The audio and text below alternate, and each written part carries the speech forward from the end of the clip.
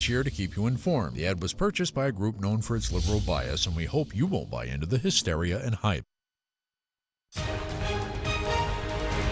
Good morning, America. This morning, wild weather overnight. Dangerous conditions from coast to coast. Tornadoes in the south. Whiteout conditions in the central U.S. with single-digit wind chills. Storm fears closing Yosemite Valley. And the young sailors tossed into frigid East Coast waters. Sam Champion here tracking it all. Trade war fears, the markets tumbling over concerns about a high-stakes standoff with China. I'm not saying there won't be a little pain. The president now threatening China with an additional $100 billion in tariffs. We'll hear from farmers in the heartland. Nightmare cruise. The trip passengers say was anything but ship-shape. Nothing but fumes and nastiness. People on board expecting luxury, instead finding ear-splitting noise, noxious fumes, and clouds of dust. The cruise line's response this morning. And prison reunion. The Menendez brothers serving life sentences for killing their parents, seeing one another for the first time in more than 20 years. Lyle burst into tears, and Eric burst into tears. The details of their emotional reunion. Live from ABC News in New York, this is Good Morning America.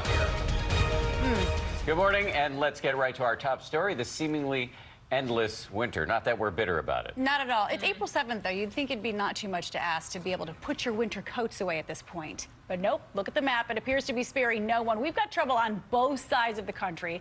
There's a storm system working its way up the East Coast and another storm hitting out west. Overnight severe weather in the south, at least 5 reported tornadoes. This is video from a gas station in Shreveport, Louisiana. And as we enter the wedding season, a lot of nervous couples in the Northeast. A bridesmaid in Massachusetts posting this image on Instagram, and the caption reads, "Will it be a white wedding?" You can see the flakes in the background there. Sam Champion in for Rob this morning. He's fresh off the plane from Florida, gloating about it, nicely tanned. Sam, we do have this severe weather right now, but there's also a big blast of air, a cold air moving in after that. Good morning, Dan, Paula. Good morning, everyone. Yeah, all spring really is. It's a cage wrestling match between warm air and cold air that lasts for a couple of months. And every time the two get together, you're going to get that line of snow, that line of strong to severe storms. We have one roaring this morning that's been going all night long. We've just recently had more warnings in Louisiana. And by the way, there's nothing more frightening than overnight storms. And it's been a long night, a frightening night of severe storms and tornado warnings for 4 states.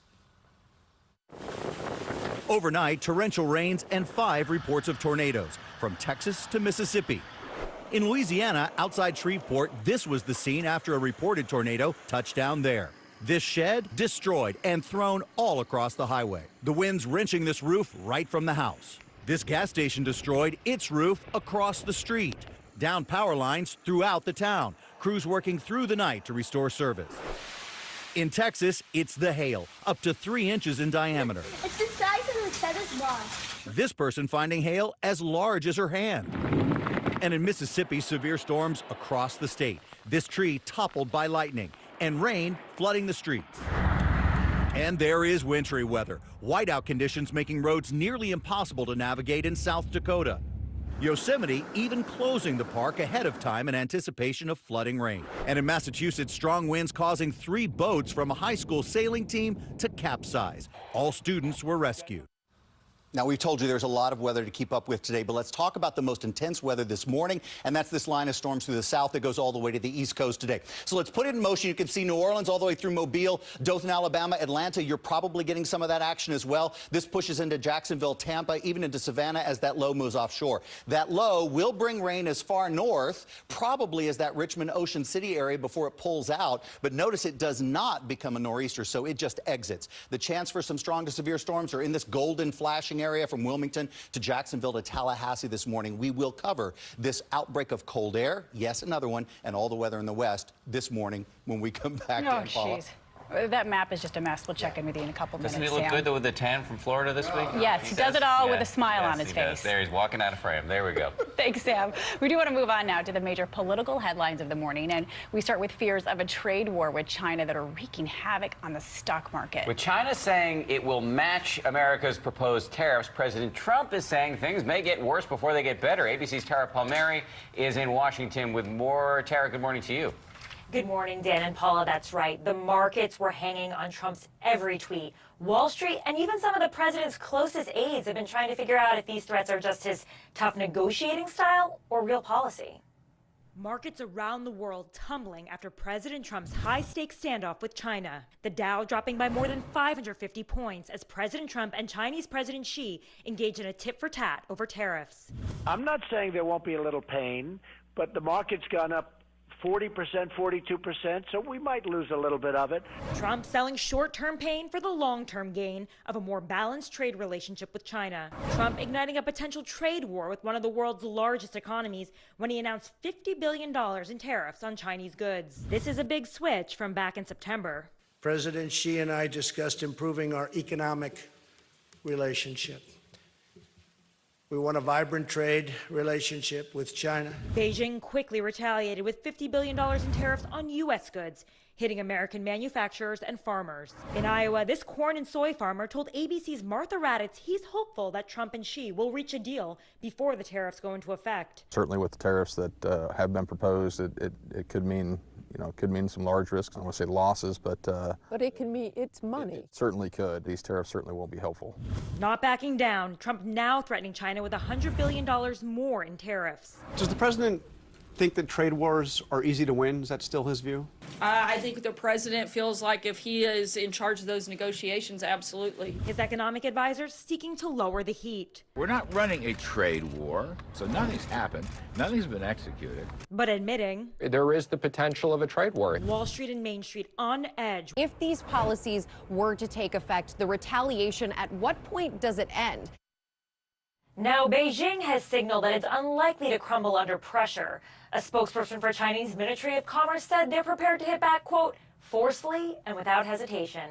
Dan, Paula? Tara, thank you. You asked the right question at the beginning. Is this bluster or real policy? And we've got some time to see if that's what side of the fence we're on here. Tara, thank you. Thanks, and a quick program note, you saw that video of Martha Raddatz with farmers in the Midwest. She's going to have much more on that tomorrow morning on This Week. The brewing trade war, by the way, is not the only controversial initiative from the Trump administration making news this morning. The Secretary of Defense has now approved using money from the Department of Defense to send thousands of National Guard troops to the border with Mexico. And ABC's Stephanie Ramos is in Washington with the very latest for us this morning. Hi there, Stephanie. Hey, Paula and Dan, good morning. Defense Secretary Mattis just signed a memo overnight authorizing the potential call-up of up to 4,000 guardsmen for the president's border security mission, even though the Department of Homeland Security has not yet said how many guardsmen total will be needed.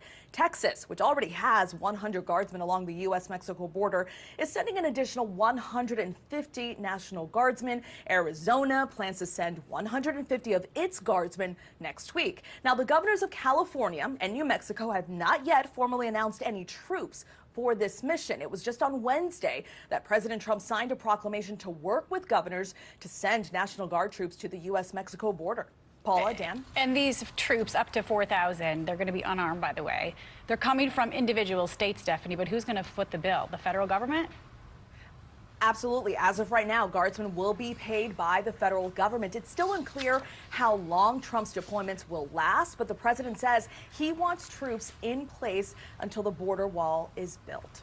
Back over to you guys. All right, Stephanie, thank you. And yet another political headline this morning, President Trump showing support for his embattled EPA administrator, Scott Pruitt, even though his chief of staff, John Kelly, has reportedly attempted to oust him. Publicly, the administration insisting Pruitt has done a good job despite mounting questions about his travel expenses, his security detail, and his connection to a top energy lobbyist. ABC's Kenneth Moten is also in Washington. Kenneth, good morning. Good morning, Dan and Paula. We have new details about Scott Pruitt's Oval Office meeting Friday with President Trump.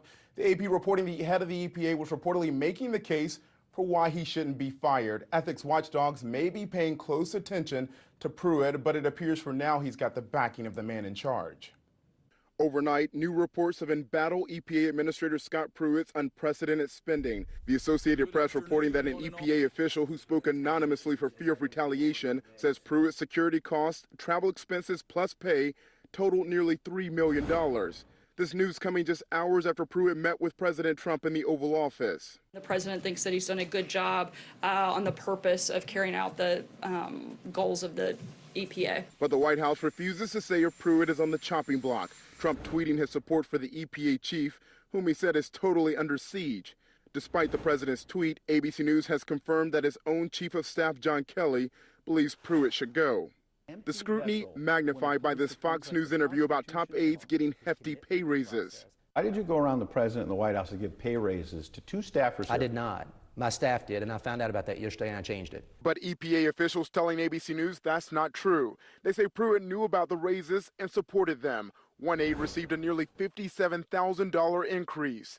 Pruitt, already under fire for that housing deal that allowed him to pay $50 a night for this D.C. apartment, is owned by a Washington lobbyist whose husband represents clients who fall under the EPA's jurisdiction. It was like an Airbnb situation. When I was not there, the landlord, they had access to the entirety of the facility. New details about that living arrangement. ABC News has learned the city says the landlord did not have a license to rent out the room. And Politico reports Pruitt overstayed his welcome.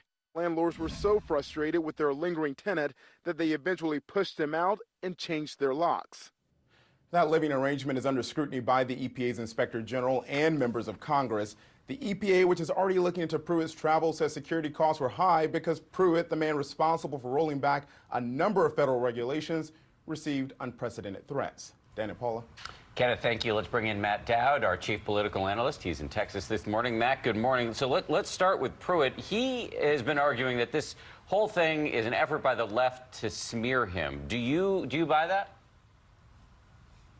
Well, the left is opposed to him in all of this because of what he's done on environmental regulations and rolling them back. But in this case, he's actually started the political fire himself. As the lead-in said, he's got a problem on whether or not this room was rented at any sort of market rate that was justified, 2, who actually gave his staff the salary increases, and 3, all of the stuff related to his travel, expensive travel, and everything surrounding it. So if this is a smear, it was actually started by the EPA administrator himself. And as we know, in The Wizard of Oz, witch hunts sometimes find witches.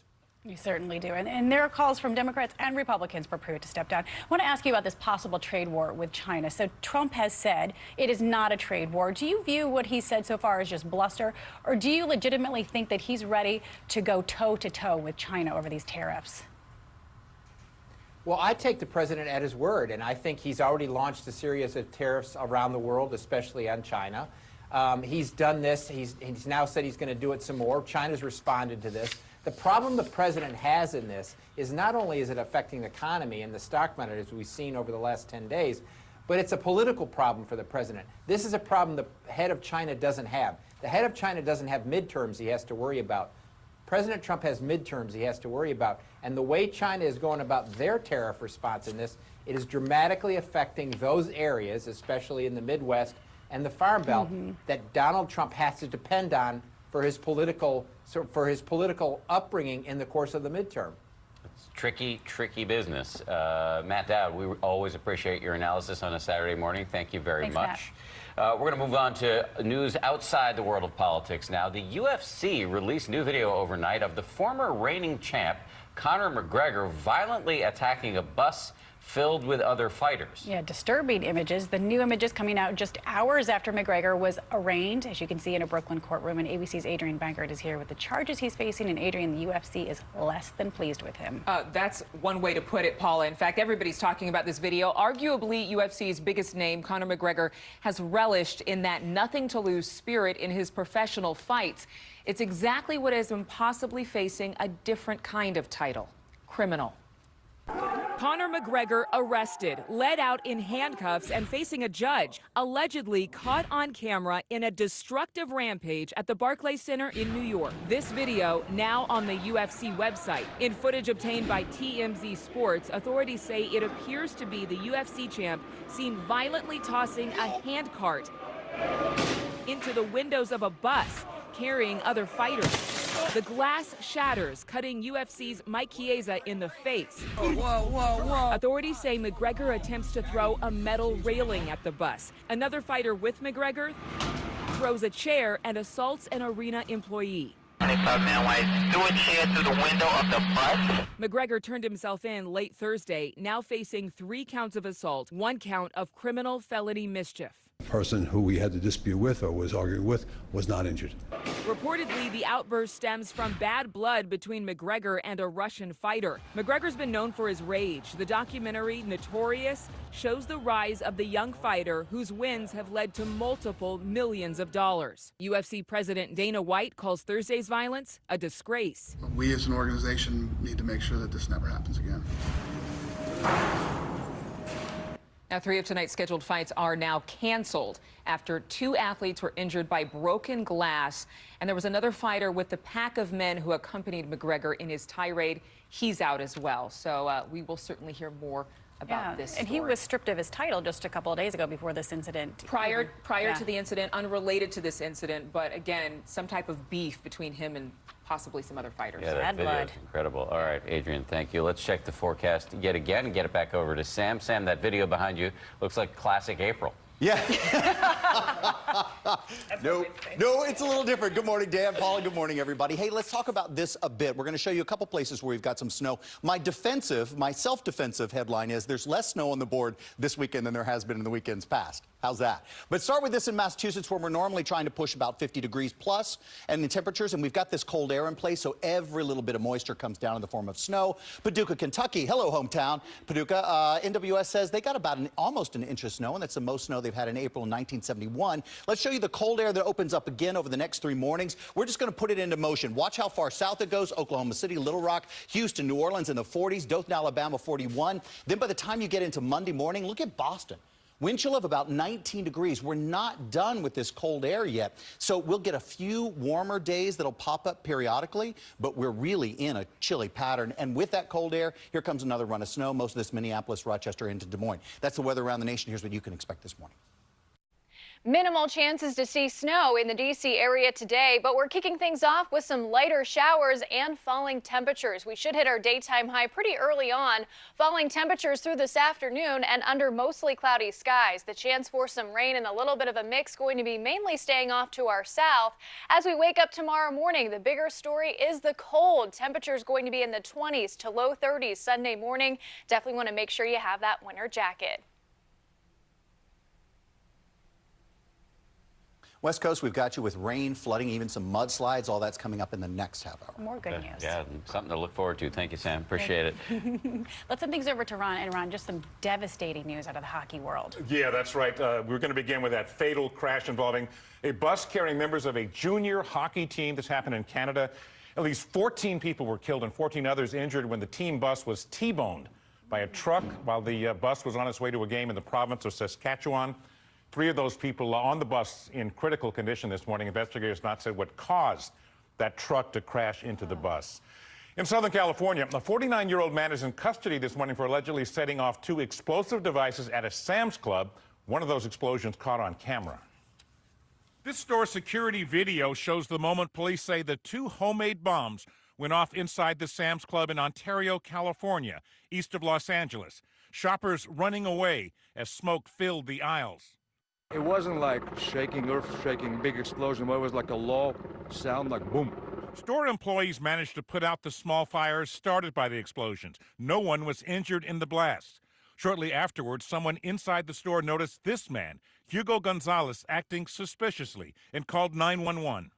Gonzalez was arrested after the incident, which occurred on Thursday, but not before leading police on a short chase. Authorities say they found more bomb-making materials inside Gonzalez's car and at his apartment. We did recover additional materials that could possibly be used to manufacture an explosive. Just 2 weeks ago, a small fire was reported at the suspect's home, the cause undetermined. And authorities said they don't know of a possible motive for Gonzalez allegedly setting off the explosive devices. Police say he was not a store employee and had no known criminal history. In Florida, the last student wounded in the fatal shooting at Stoneman Douglas High School to be released from the hospital. He's criticizing the Broward County Sheriff and the school superintendent. A lawyer for 15-year-old Anthony Borges says both of them failed students and himself by allowing the suspect in that shooting, Nicholas Cruz, to continue attending the school knowing that he was dangerous. Borges was shot 5 times during that shooting in February. He was released from the hospital on Wednesday. In Ohio, 4 teens who admitted to throwing a sandbag off of a highway in Toledo which struck and killed a motorist, 22-year-old Marcus Bird. They were sentenced on Friday. The teens, 13 and 14 years old at the time, will go to a youth center for an